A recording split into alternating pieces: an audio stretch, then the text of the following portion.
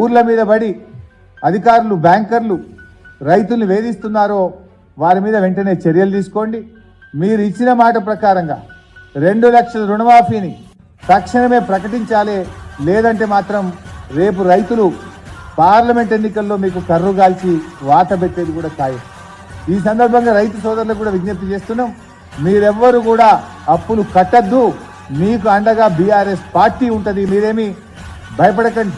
మీకు అలాంటి పరిస్థితి వస్తే ఎక్కడైనా బ్యాంక్ అధికారులు మిమ్మల్ని వేధిస్తే మా పార్టీ నాయకుల దృష్టికి తీసుకురండి. మేమందరం వచ్చి మీకు అండగా ఉంటాం. ఈ కాంగ్రెస్ ప్రభుత్వం మెడలు వంచి అసెంబ్లీలో పోరాడి అవసరమైతే ఎంత దూరమైన కొట్లాడతాం. మరి రైతు రుణమాఫీ జరిగేదాకా కూడా బీఆర్ఎస్ పార్టీ రైతులకు అండగా ఉంటుందని చెప్పి కూడా నేను మనవి చేస్తా ఉన్నా.